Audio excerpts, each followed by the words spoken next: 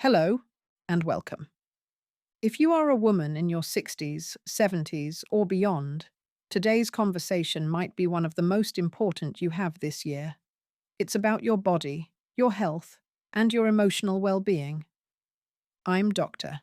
Lisa Pereira, a physician with over 30 years of experience caring for women like you. And today, we're going to talk about a topic often left in the shadows: how caring for your intimate health, especially self-care, can affect your vitality as you age. Let me start with a story. A few months ago, I heard from the daughter of a former patient named Eleanor. Eleanor had always been vibrant, warm, and full of life. One morning, her daughter found her in her favorite chair by the window, tea still warm, knitting in her lap, the sun on her face. She looked peaceful, but she had quietly passed away. Officially, it was natural causes. But in reviewing her health over the years, I saw a different story. Eleanor's vitality hadn't disappeared overnight. It had slowly slipped away due to years of neglecting her physical and emotional health, especially her intimate well-being. Eleanor's experience is far from unique. Every year, thousands of older women face similar silent decline, not because of anything they did wrong, but because society has told them that nurturing their intimate selves is no longer important. For decades, women have been led to believe that desire has an expiration date, that pleasure is something we grow out of. Here's the truth: maintaining a connection to your body through gentle and respectful self-care is natural and crucial. This isn't about indulgence. It's about preserving blood flow, hormone balance, muscle strength, and emotional resilience. When intimate self-care stops, your body doesn't pause, it changes. And those changes can affect your comfort, mobility, and mood. In this video, I'll share 4 medically recognized consequences of stopping intimate self-care in later life, and most importantly, how you can prevent them. These insights are grounded in science and supported by decades of clinical experience. If this topic resonates, I encourage you to like this video, leave a comment, and subscribe to Elder Wisdom. Here, we provide honest, compassionate guidance for women navigating life after 60.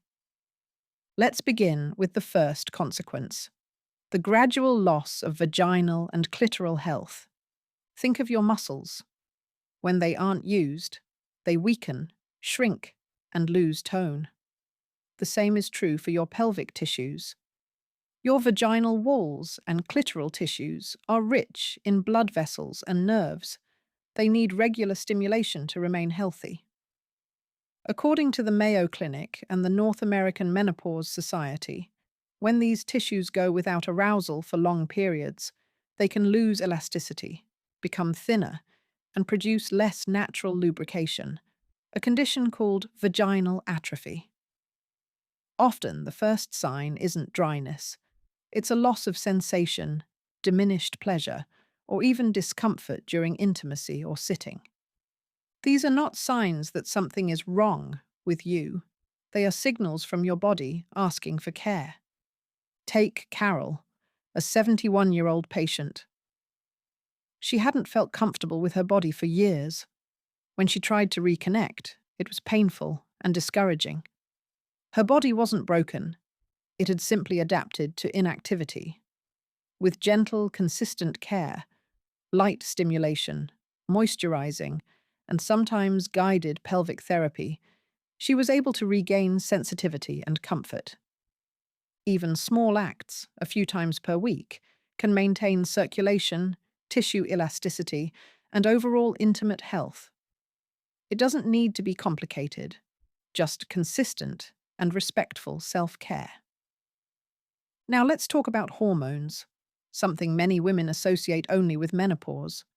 Of course, estrogen, progesterone, and testosterone naturally shift as we age. But what's less known is how intimacy, especially orgasm, affects your hormonal balance even years after menopause. When you experience arousal and release, your brain releases a mix of powerful chemicals. Oxytocin, the bonding hormone, creates calm and connection. Dopamine boosts motivation and mood. Endorphins reduce stress and physical discomfort. Together, they support emotional balance and vitality. Without these natural hormonal boosts, women often report sleep disturbances, irritability, low mood, and a sense of emotional flatness. Many try supplements, diet changes, or even medication, but one key factor is often missing: a consistent, healthy connection to their own bodies. I remember a retired school principal, 68 years old, who told me softly, "I just don't feel like myself anymore." Her symptoms, low energy, sadness, and irritability, were linked to years without intimacy or self-care. When she reintroduced gentle self-stimulation and mindful body practices, her mood, energy, and overall sense of self improved significantly. This doesn't mean pleasure is a cure-all, but it is a natural support for your brain's chemistry and emotional well-being. And the best part? It's never too late to start. Gentle, mindful practices, breathing, touch, or self-intimacy can help restore neurochemical balance and lift your spirit. Now, let's explore another vital aspect: your pelvic floor. These muscles form a hammock at the base of your pelvis, supporting your bladder, uterus, and rectum. When strong, they help you maintain bladder control, support healthy bowel movements, good posture, and intimacy. But when these muscles weaken, independence and confidence can suffer. Bladder leakage, reduced control, and even pelvic organ prolapse can develop, not simply because of age, but due to muscle disuse. Here's an important fact: regular sexual activity, including self-intimacy, naturally engages and strengthens the pelvic floor. During orgasm, these muscles contract rhythmically, giving them a gentle but effective workout. I've treated many women who stopped going out, avoiding social events or long walks because of bladder concerns. One patient, Joan, 74, hadn't left her house in over a month due to leakage when laughing or sneezing. Her pelvic floor had weakened over the years of disuse. With a tailored program of Kegel exercises, hydration, and gentle self-intimacy, Joan regained control and confidence, walking with friends again and planning a trip to visit her sister. Maintaining pelvic health doesn't require pressure or discomfort. Simple, safe ways to stay connected with your body through touch or gentle exercises can preserve independence, mobility, and confidence. Finally, let's consider the emotional impact. Many women feel a quiet disconnection from themselves when intimacy fades. They may avoid mirrors, hesitate to laugh freely, or feel invisible, even in a room full of people. This isn't vanity. It's a sign that your body and mind are craving connection. Intimate self-care supports emotional resilience. Touch and arousal release serotonin and oxytocin, which help regulate mood, reduce anxiety, and preserve mental sharpness. Without these signals, women may feel isolated, depressed, or emotionally flat, especially during life changes like retirement, loss, or health challenges. Take Gloria, 69, widowed for nearly a decade. She ate well, exercised, and volunteered, yet felt like a shell inside. Through gentle emotional and body awareness practices, like hand-over-heart breathing and mindful touch, she slowly reconnected with herself. The result? Renewed purpose, joy, and a sense of identity. Intimate self-care is not indulgence. It's restorative. It strengthens your body, supports hormones, and nurtures your emotional well-being. And the beauty is, it can begin today, no partner required. Now that we've explored why intimate self-care matters for your body, hormones, and emotions, let's talk about what you can do about it. Here's the encouraging news. Even if it's been months or years since you last practiced self-intimacy, it's never too late to begin. The body, especially the female body, responds remarkably well to care at any age. Step 1. Circulation. Your vaginal and clitoral tissues rely on healthy blood flow. Without stimulation, circulation slows, leading to dryness, thinning tissue, and reduced sensitivity. Start gently. Take a warm bath, play calming music, or apply a pH-balanced vaginal moisturizer. Over-the-counter creams or vaginal estrogen creams prescribed by your doctor can help restore hydration and elasticity. Even resting a hand over your abdomen or chest while breathing deeply helps reconnect with your body. Step 2. Gentle self-touch. When comfortable, you can explore light touch with your hands or a soft, safe device designed for older women. Water-based lubricants can reduce friction and make the experience enjoyable. The goal is consistency, not intensity. Even once or twice a week supports tissue health, circulation, and nerve responsiveness. Step 3. Pelvic floor strength. Kegel exercises are highly effective and clinically proven. Here's how to start.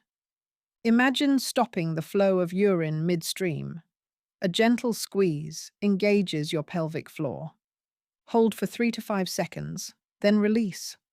Repeat 10 times, 3 sessions per day.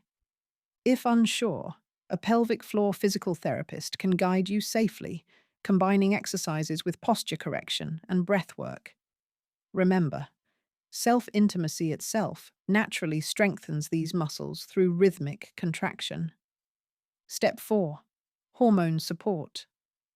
Regular sexual activity, even self-care, encourages your brain to release oxytocin, dopamine, and endorphins. These help stabilize mood, relieve stress, and support natural hormone balance. A few minutes a few times per week can have a subtle but meaningful impact on emotional and physical well-being. Step 5. Emotional reconnection. Taking time to care for yourself sends a powerful message. I matter. I am worthy of attention and pleasure. Even simple acts, placing your hand on your chest, whispering something kind, or touching your own cheek, help restore connection to your body and identity. Here's a gentle weekly routine you might try. Day 1. 5 minutes of hand over abdomen breathing. Day 2. Warm bath with mindful touch. Day 3. Kegel exercises, 3 sets of 10. Day 4. Moisturize your intimate area. Day 5. Optional gentle self-touch, if comfortable. Day 6. Reflection, journaling, or affirmations. Day 7. Repeat your favorite activities. Even partial consistency can make a difference. And you don't need to do this alone. Include a partner, therapist, or trusted support if it feels right. Remember, this is about more than physical health. It's about identity, confidence, and joy. Women who reconnect with their bodies often regain posture, sleep quality, emotional vitality, and a renewed sense of self.